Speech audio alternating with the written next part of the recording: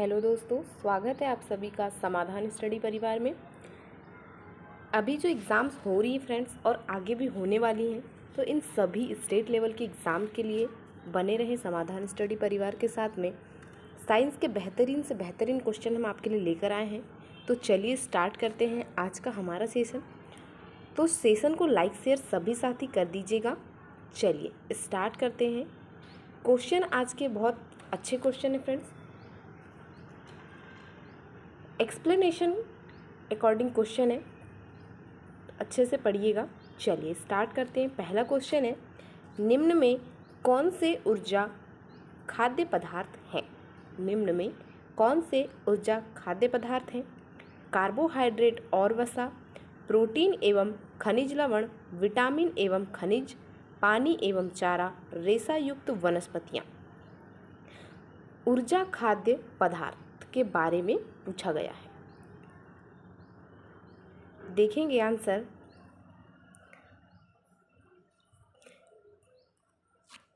इसका right answer option A होगा।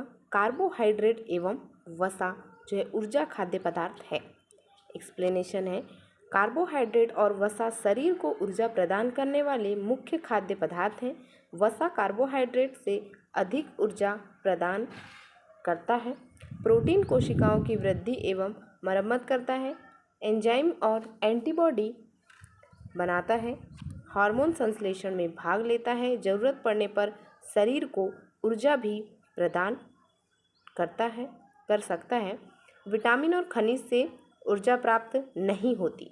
जो विटामिन और खनिज है उससे ऊर्जा प्राप्त नहीं होती। नेक्स्ट है, प्रोटीन की कमी से शिशुओं में सूखा रोग या मोरास्मस तथा क्वाशियोकर रोग होता है। जो सूखा होता है उससे शिशुओं में प्रोटीन से शिशुओं में सूखा रोग तथा क्वाशियोकर रोग होता है। तो हमारा इस क्वेश्चन का आंसर ए सही होगा। नोट डाउन करते चलिएगा, पॉइंट्स अच्छे हैं। देखिए नेक्स्ट है, बीज के द्वारा भविष्य में पौधा बनाने वाला भाग होता है। बीजपत्र, आवरण, बीज आवरण, जर्म कोशिका, भ्रूण। बीजपत्र, बीज आवरण, जर्म कोशिका, भ्रूण। व्याख्या देखेंगे। पहले बीज, फिर बीज आवरण, बीजपत्र, भ्रूण अक्ष से मूलांकुर और प्रांकुर। मूलांकुर क्या होते हैं? इसमें जड़ विकसित होती है और प्रांकुर इसमें प्ररोह पादप का वायवी भाग जिसे कहते हैं विकसित होता है। तो ऑप्शन जो डी होगा हमारा करेक्ट आंसर होगा। नेक्स्ट क्वेश्चन है,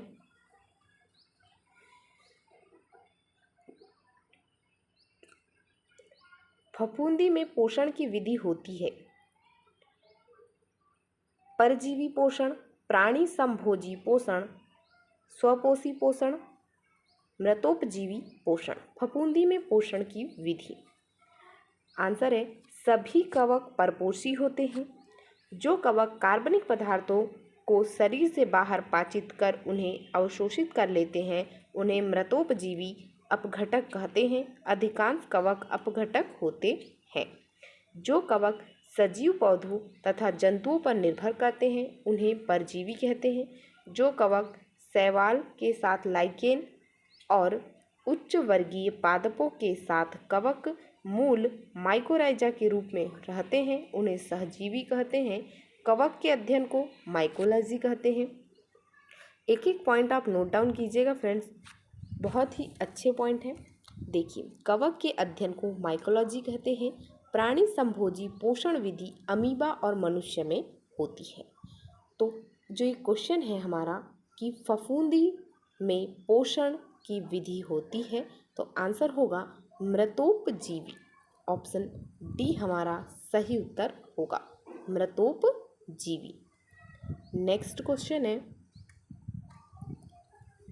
भोजन अभिग्रहण करने वाला अंग होता है। खाद्य रसधानी, संकुचनशील रसधानी, स्यूडोपोडियम, नाभिक।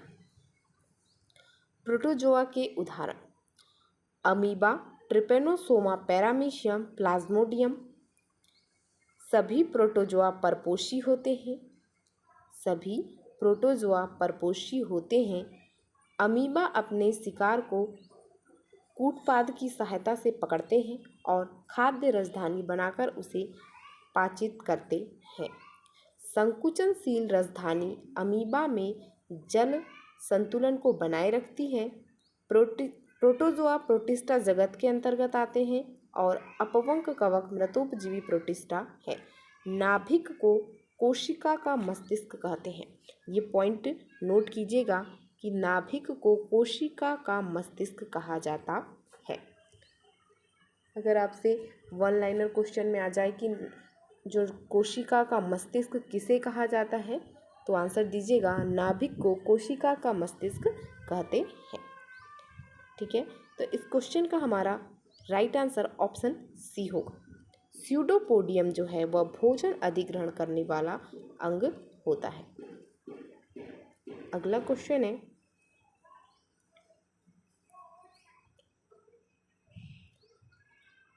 अनुकूल परिस्थितियों में अमीबा जनन करता है।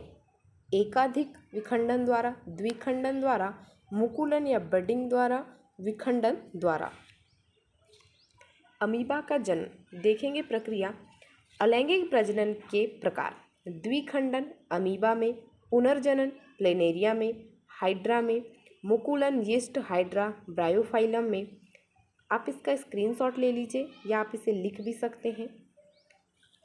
मुकुलन यीस्ट हाइड्रा ब्रायोफाइलम में, विखंडन स्पाइरोगाइरा में, हरा शैवाल, बीजांड समाग संघ कवक या राइजोपस मार्स फर्न में, कायिक प्रवर्धन पर्तन कलम और रोपण में। अलैंगिक प्रजनन यहाँ पूछा गया है कि जो अनुकूल परिस्थितियों में, हमारा राइट आंसर होगा ऑप्शन बी। बी करेक्ट होगा। अभी हमने देखा कि जो अलैंगिक प्रजनन है अनुकूल परिस्थितियों में, कैसी परिस्थितियों में, तो अनुकूल परिस्थितियों में अमीबा जो है वह द्विखंडन द्वारा जनन करता है। तो ऑप्शन बी हमारा यहाँ सही उत्तर होगा। आप इसका स्क्रीनशॉट ले लीजिए या फिर आप लिख लीजिए। ठीक है, नेक्स्ट देखते हैं, किस जीव में पौधों एवं जंतुओं के लक्षण पाए जाते हैं। किस जीव में पौधों एवं जंतुओं के लक्षण पाए जाते हैं। जीवाणु मोनेरा यूग्लिना माइकोप्लाज्मा। जीवाणु मोनेरा यूग्लिना माइकोप्लाज्मा। आंसर है सभी जीवाणु और माइकोप्लाज्मा मोनेरा जगत में आते हैं। यूग्लिना प्रोटिस्टा जगत का जीव है। यूग्लिना में क्लोरोफिल पाया जाता है, अतः प्रकाश की उपस्थिति में ये अपना भोजन स्वयं बनाता है, लेकिन प्रकाश की अनुपस्थिति में ये परपोषी हो जाता है। यूग्लिना पादप और जंतु के बीच की संयोजक कड़ी है। देखिए यहाँ पर एक पॉइंट आया कि जो यूग्लिना है वह पादप एवं जंतु के बीच की संयोजक कड़ी है। इसको नोट डाउन कीजिएगा, पॉइंट बहुत अच्छा है कि जो यूग्लिना है पादप और जंतु के बीच की संयोजक कड़ी है। इस टाइप के क्वेश्चन एग्जाम में आ जाते हैं। देखिए, यूग्लिना में कोशिका भित्ति की जगह प्रोटीन युक्त पदार्थ की परत पेलिकल होती है, जो इनकी संरचना को लचीला बनाती है। यूग्लिना अधिकांशतः स्वच्छ जल में पाया जाता है। तो यहाँ बोला गया है कि पौधों एवं जंतुओं के लक्षण किस में पाए जाते हैं। अभी हमने देखा कि जो पादप और जंतुओं के बीच की संयोजक कड़ी यूग्लिना थी, तो यहाँ आंसर होगा हमारा यूग्लिना। आंसर होगा Euglena, option c. Next question है, नारियल के फल का प्रसार होता है। नारियल के फल का प्रसार होता है रेशा युक्त मीजोकार्प से, रेशा युक्त एपिकार्प से, रेशा युक्त एंडोकार्प से, मुड़े हुए हुक से। नारियल का प्रसार रेशे युक्त मीजोकार्प से होता है। तो ऑप्शन जो ए है हमारा सही उत्तर होगा। नारियल के फल का प्रसार रेशे युक्त मीजोकार्प से होता है। नेक्स्ट पॉइंट है, जो नारियल का रेशे युक्त छिलका स्क्लेरेनकाइमा ऊतक से बना होता है, नारियल का खाने वाला भाग भ्रूणपोष एंडोस्पर्म होता है। ये अच्छा पॉइंट है कि जो नारियल का खाने वाला भाग भ्रूणपोष होता है, तो इसे भी आप नोट डाउन कीजिएगा।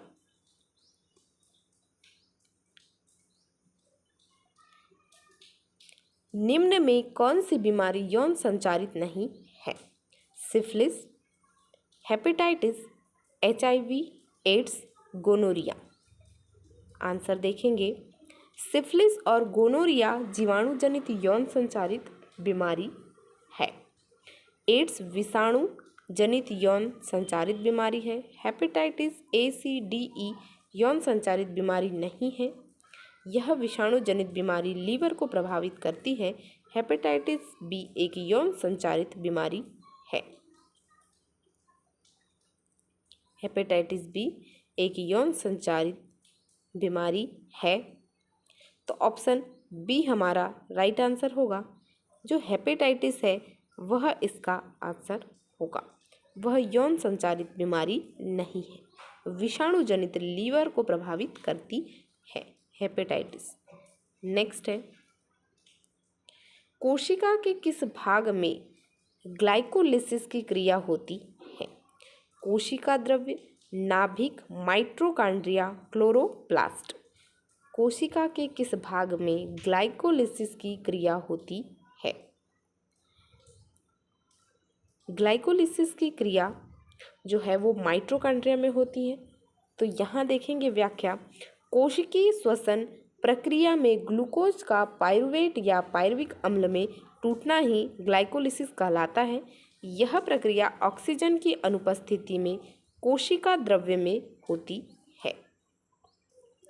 जो है ऑक्सीजन की उपस्थिति में कोशिका द्रव्य में यह क्रिया होती है।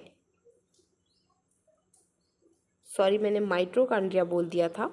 यह कोशिका द्रव्य में होती है। ग्लाइकोलिसिस की क्रिया जो है वह कोशिका द्रव्य में होती है। अगला पॉइंट है, माइटोकॉन्ड्रिया और क्लोरोप्लास्ट के पास अपना DNA और राइबोसोम होता है। प्लास्टिड केवल पादप कोशिका में ही पाया जाता है। माइटोकॉन्ड्रिया कोशिका का बिजली घर, पावर हाउस है। इसमें पाइरुवेट ऑक्सीजन की उपस्थिति में CO2 जल में टूटता है, साथ ही अधिक मात्रा में ऊर्जा भी मुक्त होती है। रॉबर्ट ब्राउन ने 1831 में कोशिका में नाभिक की खोज की थी। नाभिक को कोशिका का मस्तिष्क कहा जाता है। नाभिक को कोशिका का मस्तिष्क कहा जाता है। तो ऑप्शन कोशिका द्रव्य में जो है ग्लाइकोलिसिस की क्रिया होती है। ऑप्शन ए हमारा करेक्ट होगा। अगला है, पत्तियों में उपस्थित उन छिद्रों के नाम बताइए जिनके द्वारा श्वसन क्रिया में गैसों का आदान प्रदान होता है। वातरंध्र, रसधानी, जाइलम रंध्र। पौधों में गैसों का आदान प्रदान जड़, तना और पत्तियों के सतह द्वारा विसरण क्रिया से होता है। पत्ती रंध्रों के द्वारा, अधिकांश इसी से होता है। तने में छाल पर स्थित वातरंध्रों द्वारा।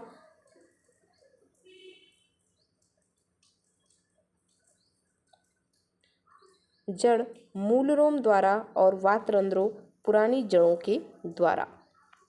ऑप्शन डी हमारा करेक्ट आंसर होगा, रंध्र।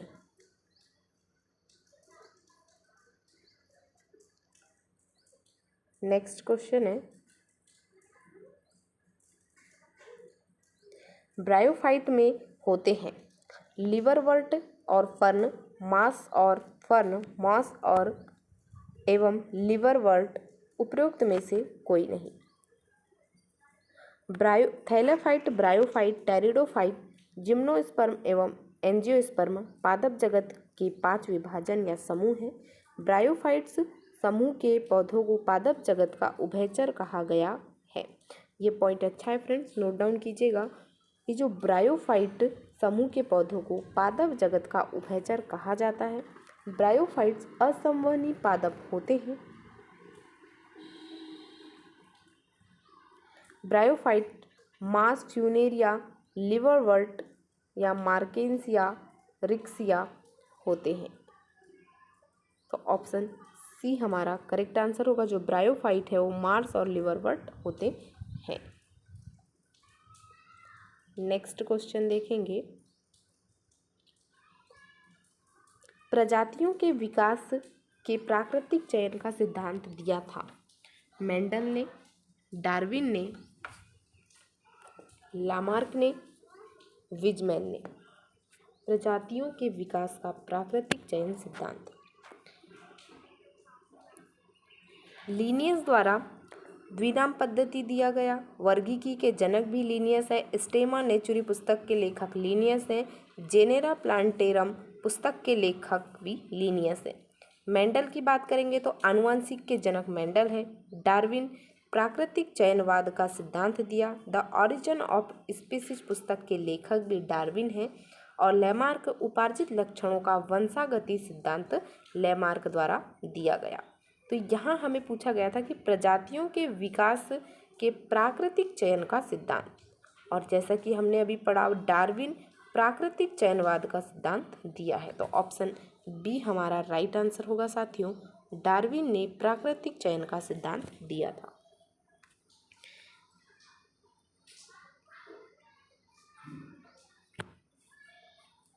निम्न में से किस वर्ग के जंतुओं का प्रगुहा या सिलोम रक्त से भरा हुआ होता है?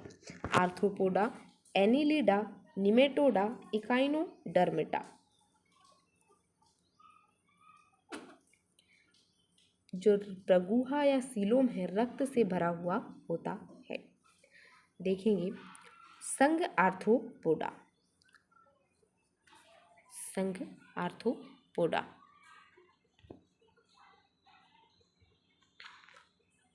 यहाँ पर बात हो रही है संघ आर्थ्रोपोडा की। तो ऑप्शन इस क्वेश्चन का आंसर ए होगा, आर्थ्रोपोडा। जंतुओं का प्रगुहा रक्त से भरा हुआ होता है, तो वर्ग आर्थ्रोपोडा के। अब आर्थ्रोपोडा के बारे में जानेंगे। यह जंतु जगत का सबसे बड़ा संघ है। शरीर खंडयुक्त होता है। खुला परिसंचरण तंत्र पाया जाता है। देह गुहा रक्त से भरी होती है। इनमें जुड़े हुए पैर पाए जाते हैं।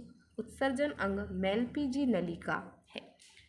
तो ये बहुत ही इम्पॉर्टेंट फैक्ट है फ्रेंड्स कि उत्सर्जन अंग क्या है। जो संघ आर्थ्रोपोडा के जंतु हैं उनमें उत्सर्जी अंग मेलपीजी नलिका है। जैसे उदाहरण कॉकरोच। श्वसन अंग श्वासरंध्र श्वासनिका ट्रैकिया के द्वारा होता है। त्रिकोरिक होते हैं, त्रिकोरिक होते हैं।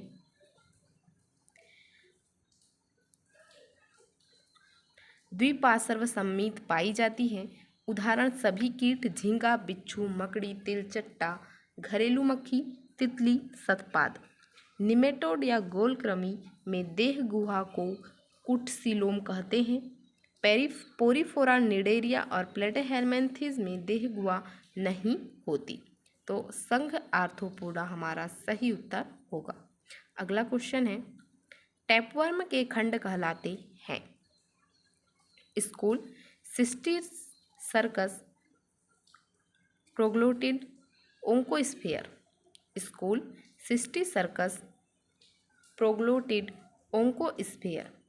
प्लेनेरिया, लिवर फ्लूक और टीनिया प्लेटेहेल्मिन्थेस संघ के जंतु हैं। संघ प्लेटेहेल्मिन्थेस के जीव को चपटाकृमि भी कहा जाता है। संघ प्लेटेहेल्मिन्थेस के जीव को चपटाकृमि भी कहा जाता है। टीनिया को टैपवर्म या पोर्क टैपवर्म भी कहते हैं। टैपवर्म के खंड प्रोग्लोटिड्स कहलाते हैं। ऑप्शन सी राइट आंसर होगा, प्रोग्लोटिड। नेक्स्ट है, टीनिया सोलियम को सामान्य रूप से कहते हैं? Beef tapeworm, pork tapeworm, cattle tapeworm, सीप टैपवर्म। आंसर होगा टीनिया सोलियम को टैपवर्म या पोर्क टैपवर्म कहते हैं। यह मनुष्यों में परजीवी है। अधपका गाय और सूअर का मांस खाने से यह परजीवी मनुष्यों के शरीर में चला जाता है, जिसके कारण टीनियसिस बीमारी होती है। तो ऑप्शन बी हमारा सही आंसर होगा। पोर्क टैपवर्म टीनिया सोलियम को कहते हैं। नेक्स्ट है कीट सांस लेते हैं। कीट सांस लेते हैं गलफड़ा द्वारा, नासारंध्र द्वारा, श्वासरंध्र द्वारा, उपयुक्त में से कोई नहीं। गलफड़े, नासारंध्र, श्वासरंध्र, उपयुक्त में से कोई नहीं। कीटों की बात हो रही है तो कीट जो है वह सभी संघ आर्थ्रोपोडा के अंतर्गत आते हैं। उत्सर्जन अंग मेलपीजी नलिका है। श्वसन अंग श्वास रंध्र, श्वसनिका या ट्रैकिया होता है। तो ऑप्शन सी हमारा करेक्ट आंसर होगा। नेक्स्ट क्वेश्चन है लाइसोसोम होते हैं पाचन केंद्र, श्वसन केंद्र, उत्सर्जन केंद्र, ऊर्जा केंद्र। लाइसोसोम क्या होते हैं देखेंगे। लाइसोसोम एक झिल्ली युक्त संरचना है। इनमें शक्तिशाली पाचक एंजाइम होते हैं तथा इन एंजाइमों को रेर बनाती है, लेकिन इन एंजाइमों को पैक करने का काम गोल्गी काय करता है। इसे नामों से जाना जाता है जैसे पाचक थैली, पाचन केंद्र, आत्महत्या थैली, परमाणु बम, कोशिका का सफाई कर्मी। लाइसोसोम के ये जो 5 नाम है आप नोट डाउन कीजिएगा। पाचक थैली, पाचन केंद्र, आत्महत्या थैली, परमाणु बम, कोशिका का सफाई कर्मी। कोशिका का सफाई कर्मी। तो लाइसोसोम क्या होते हैं? लाइसोसोम होते हैं पाचन केंद्र। ऑप्शन ए हमारा करेक्ट आंसर होगा।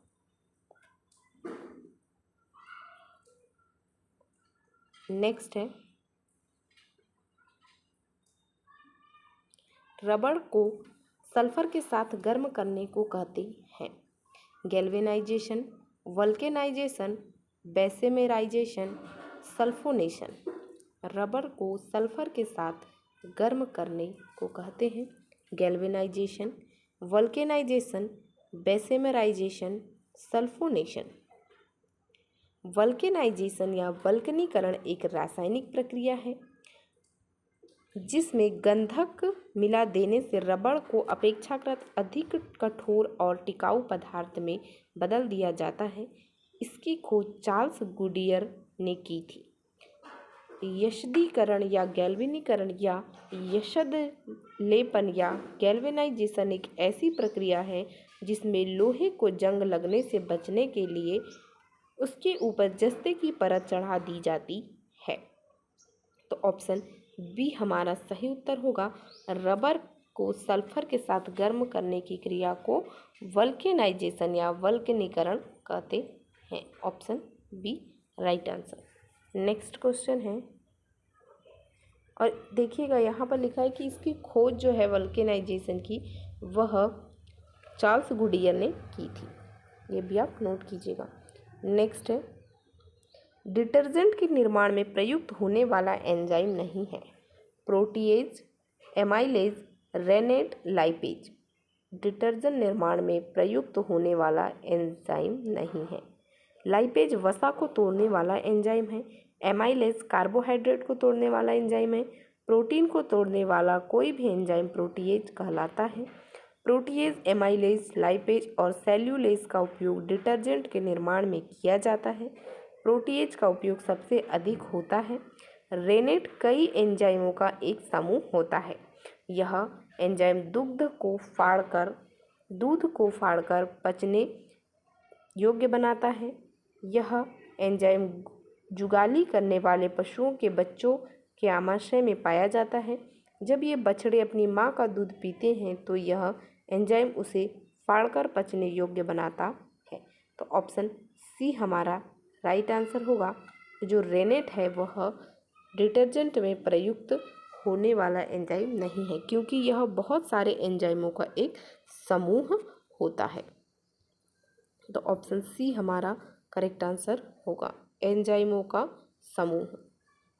नेक्स्ट क्वेश्चन देखेंगे निम्न में से कौन सा रासायनिक रूप से सर्वाधिक सक्रिय है? Chlorine, fluorine, iodine, lithium. रासायनिक रूप से सर्वाधिक सक्रिय आंसर होगा ऑप्शन बी, फ्लोरीन। हैलोजन की सक्रियता फ्लोरीन, क्लोरीन, ब्रोमीन, आयोडीन। आवर्त 2 में फ्लोरीन सबसे अधिक सक्रिय तत्व है। आवर्त सारणी का सबसे अधिक विद्युत ऋणात्मक तत्व फ्लोरीन है। आवर्त सारणी का सबसे प्रबल ऑक्सीकारक फ्लोरीन है। आवर्त सारणी का सबसे अधिक इलेक्ट्रॉन लब्ध वाला तत्व क्लोरीन है। लिथियम आवर्त सारणी की सबसे हल्की धातु तत्व है। तो ऑप्शन बी हमारा फ्लोरीन आंसर सही होगा। नेक्स्ट है, अमलगम किसकी धातु है? तांबा और टिन, पारा, सीसा और टिन, तांबा एवं जस्ता। कुछ धातुएं यहाँ दी गई है। सीसा और टिन की मिश्र धातु फ्यूज तार, रांगा, सोल्डर। तांबा और जस्ता की मिश्र धातु पीतल या ब्रॉस। तांबा और टीन की मिश्र धातु कांस या ब्रोंज। पारा का अन्य धातु के साथ मिश्रण अमलगम कहलाता है। लोहा, प्लेटिनम, टंगस्टन पारा के साथ अमलगम नहीं बनाते। पारा को क्विक सिल्वर भी कहा जाता है। पारा एक मात्र धातु है जो कमरे के ताप पर द्रव्य अवस्था में होती है। पारा का परमाणु क्रमांक 80 है। पारा का परमाणु क्रमांक 80 है। अमलगम किसकी मिश्र धातु है? तो यह पारे की मिश्र धातु या पारा की मिश्र धातु अमलगम है। ऑप्शन बी हमारा सही उत्तर होगा। नेक्स्ट क्वेश्चन है, जंग लगे लोहे के वजन में निम्न में से कौन सा परिवर्तन होता है? यह पहले बढ़ता है और फिर घटता है। यह एक समान रहता है। यह लंबे समय तक बढ़ता है। यह पहले घटता है और फिर बढ़ता है। देखेंगे आंसर। जब लोहे को नम वायु में छोड़ दिया जाता है तो इसका ऑक्सीकरण होने लगता है और धीरे धीरे इसके ऊपर लाल भूरे रंग की एक परत चढ़ जाती है जिसे जंग कहते हैं। जंग का रासायनिक सूत्र Fe2O3 जंग लगे लोहे के वजन पहले बढ़ता है उसके बाद घटता है। ऑप्शन ए जो है हमारा करेक्ट आंसर होगा। पहले यह बढ़ता है उसके बाद में घटता है, तो यह पहले बढ़ता है और फिर घटता है। ऑप्शन ए हमारा सही उत्तर होगा फ्रेंड्स। नेक्स्ट क्वेश्चन है, किसे श्वेत धातु भी कहते हैं? निम्न में से किसे श्वेत धातु भी कहते हैं? Platinum, palladium, nickel, rhodium. Platinum को सफ़ेद धातु या सफ़ेद सोना या एडम उत्प्रेरक भी कहा जाता है। समूह 10 के धातुएं निकेल, पैलेडियम और प्लेटिनियम का उपयोग उत्प्रेरक के रूप में हाइड्रोजनीकरण अर्थात वनस्पति तेल से घी बनाने में किया जाता है। तो ए हमारा सही उत्तर होगा। श्वेत धातु प्लेटिनम को कहा जाता है।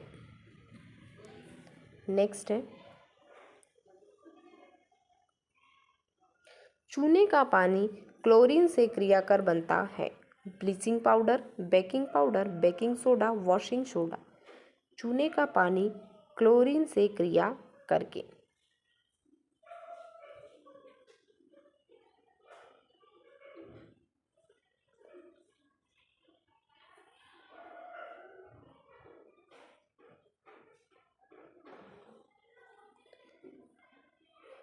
यहाँ कुछ रासायनिक नाम दिए गए हैं।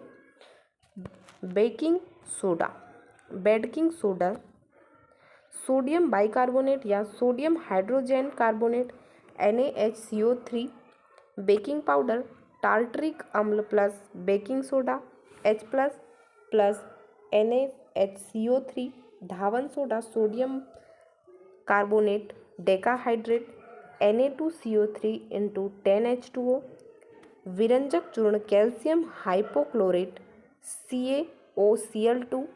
चूना पानी, बुझा चूना, भाखड़ा चूना, कैल्शियम हाइड्रोक्साइड CaOH2।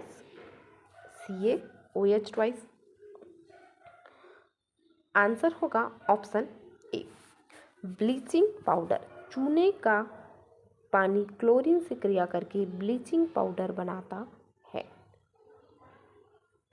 नेक्स्ट है, मेंडलीव के समय कुल ज्ञात तत्वों की संख्या थी 63, 65, 62, 64। ऑप्शन ए राइट आंसर होगा।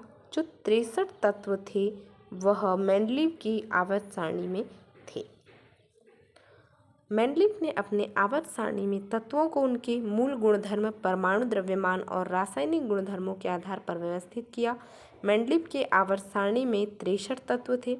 मेंडलीव के आवर्त सारणी का सिद्धांत तत्वों के भौतिक एवं रासायनिक गुणधर्म उनके परमाणु द्रव्यमान के आवर्त फलन होते हैं।